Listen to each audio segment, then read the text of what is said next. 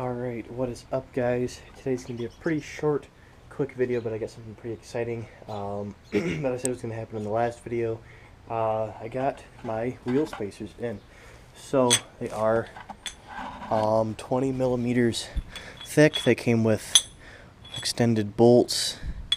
These are made specifically for Volkswagens and Audis. They have the 5x100 and 5x112 patterns on them. And of course being drilled makes them a little bit lighter as well. They are hub-centric spacers, which is really important because with non-hub-centric spacers like these, if you can never get them centered on your hub properly and you end up wobbling, you'll feel a vibration up in front because it's off balance. It'd be kind of like having your tire not properly balanced, or like if a weight fell off your tire that was balancing it. It'd be the same thing. That's why you never buy the ones that AutoZone sells or O'Reilly sells, because they're shit. So always, if you have this particular kind of wheel where it's the female bolt that runs into your hub, then you definitely have to get hub-centric. Doesn't matter if your wheels are hub-centric as much as it just matters that the spacer itself is. It also helps to put the spacer on because it'll kind of sit on the lip of your hub and not fall off while you're putting these things in. Now, before we go and put the wheels on the car, I want to go back to a video I made a long time ago about wheel spacers and why they are evil and terrible and all that stuff. Well, obviously I was talking about eBay wheel spacers, so I still have these. I told you guys I was going to keep them and not let anybody ever have them again, and I just keep them as an example of why these things are so damn evil.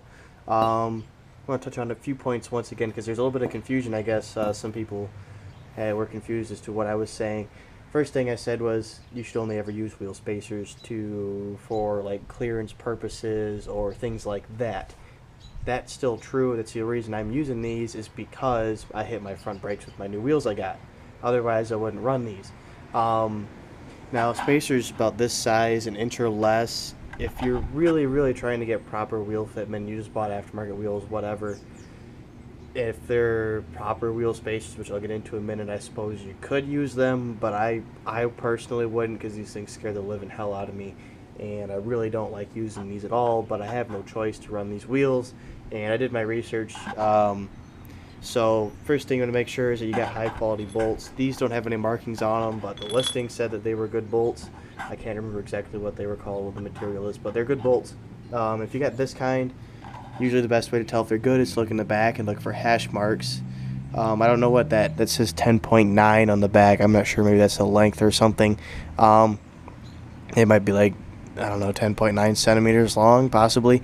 But you want to look for those hash marks. Every hash mark stands for the grade. So I got 8 hash marks.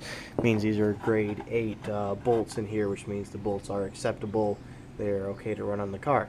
Nothing less than grade 8 should ever go on your car. Same thing with these. Now these were another kind of metal, but they were actually, I think they're the exact same thing that the stock ones are made out of, or they might even be stronger, because the one thing you have to make sure is that they're high quality, because with these longer bolts and with your wheels sticking out farther and the spacer and everything, you're going to have a little bit more torque, a little bit more stress going on the end of this bolt, so you want to make sure you get good stuff, otherwise they could snap and then your wheel goes flying. Even though with these, if they were to snap, it would fly off and you'd notice. It's not very likely for all of them to break at once. It could happen, but you know, if you get them, because I'm going to be watching and making sure these heads don't break off and fall off. So if yours are like behind hubcaps and you don't see them, check them every now and then. Make sure you're not breaking them, because at least with the female kind, the ends will break off and you'll be able to wiggle them, pull them out with your hand. So yeah, first thing you want to make sure is that they're quality bolts that you're using. Next thing, I guess, a common misconception is that people think that the aluminum itself breaks. This aluminum right here is not going to break at all. You're not going to break that. If you hit a bump hard enough to break that, like I said before, you're going to break something else first. And of course with these really don't hold anything up structurally. They're literally just a spacer. They don't support any weight. The aluminum doesn't.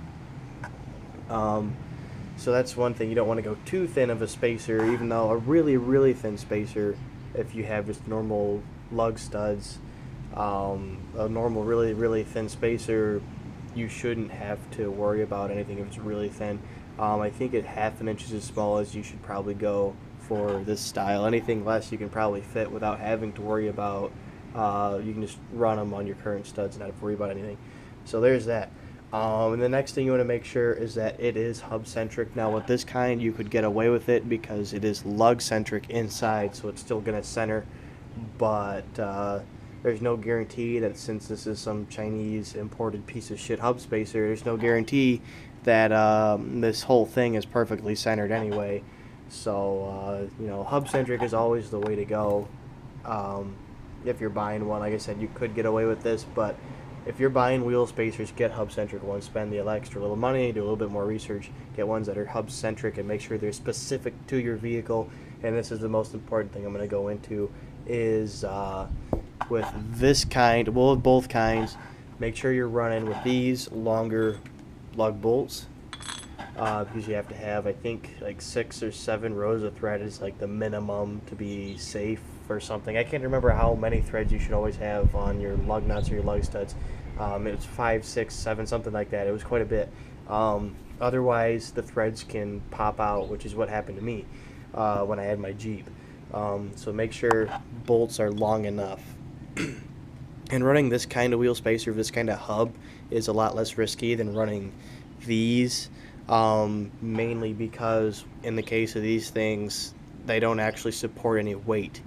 These are actually holding weight. They're holding your wheel, they're holding your car up, which is why running this kind right here is a little bit riskier in the end. That's why you have to make sure the quality if you're running this kind especially.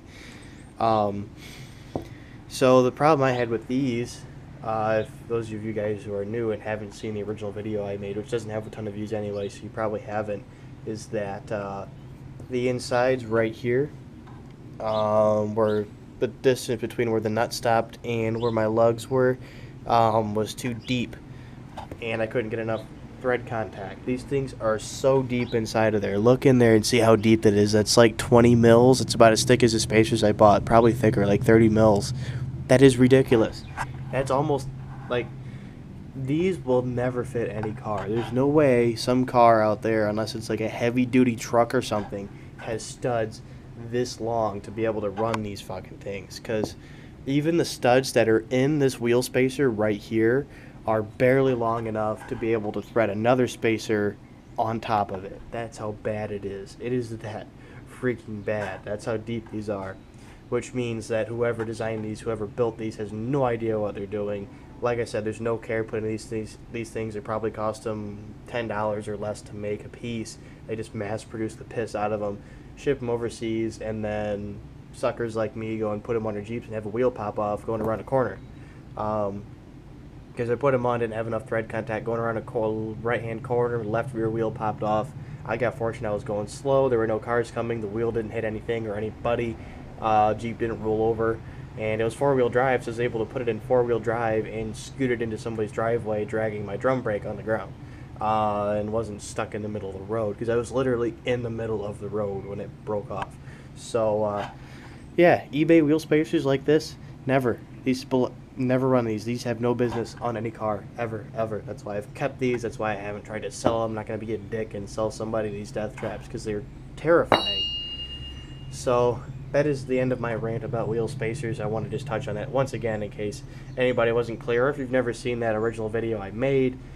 Never run eBay wheel spacers like this one. These are also eBay, but these are vehicle specific and they check out, so they should be okay. And if I didn't need them, I wouldn't touch these things. If I wanted proper wheel fitment, I'd buy proper wheels, but I can't get them around my brakes, so I'm gonna run them. So now I'm gonna put the car on the jack. I'm gonna start sticking my wheels on, and we'll get to see the car with wheels that aren't really ratchet looking. That's how I would describe those wheels. These things are ratchet as fuck. I mean, just look at that. Tell me that's not ratchet. The paint is cheap spray paint. It's not even covering all the way. There's scratches all over. I'm missing my hubcaps, and the paint is like $1 paint that you buy at Walmart, so it's like not even black. It's a light gray. So this color compared to the color of the car is just horrible. It almost looks blue when you hold it up next to the car. Like, look at it for a minute. You can kind of see a hint of blue in that. That's cheap spray paint. That's horrible. The wheels themselves are actually kind of decent looking. I'll probably refinish them at some point, but that paint job is so bad. Plus, the lug nuts are kind of ugly too. So, I'm gonna get the thing on a jack. We're gonna put my new wheels on, and we'll get to see the car with non-ugly wheels. Alright, so the wheels are on, and all I can say is wow. These things clean the look of the car up so much. It's incredible. Something as simple as a set of wheels will do for the looks of a car. And as far as fitment, with those 20mm spacers up front, is perfectly flush. And this fender's smashed in, so it looks a little bit off, but I will probably go ahead and order 20mm spacers for the rear, because the rear tucks front sits perfectly flush. So I'll probably do that later on in another, like way later on, probably not even within a month, because I'm not too worried about it, but those look really good. I cannot believe how good those look. Like I said, they're nothing special, and they aren't perfect, and I didn't get them all the way clean. There's still brake dust and stuff all over right there. That might even, yeah, that's got to be brake dust or maybe rust or something from brakes. I don't know. They would need a paint job to be perfect, but they look pretty good. I'm kind of liking the silver, at least for now. I'm in no hurry to redo these. But man, those wheels that were on it were so ugly. And it's kind of the reason the car looks so bad. That and it not having a grill. Now that it's got a grill on it, I mean, just look at that. That doesn't look half bad. Actually, if we move over to this side, that doesn't look so bad. We don't have that giant paint chip on this side. Man. So they're eBay wheels, I believe. They're 16 by 7, 7.5, 8, something like that. These tires are a little bit wider than what I had before. These are 205s instead of the 195s that were on it. They're a little bit taller than the wheels I had on it before, so it's monster trucking just a little bit. But I'll be getting some coilovers for it pretty soon, which will fix that probably within the next month or so. I'll have some coilovers for it because my struts are totally blown in the front and the rear springs are totally junk. So it needs them anyway, but some strut tower repair needs to happen before we try putting new struts in here, because there's a nice little hole there where my strut's supposed to be touching. So we're supposed to do it this weekend. I said we were going to do it this weekend in the last video. Didn't happen. We did the alternator. That ended up taking way longer than it should have. Plus I was too tired the day I had to do it.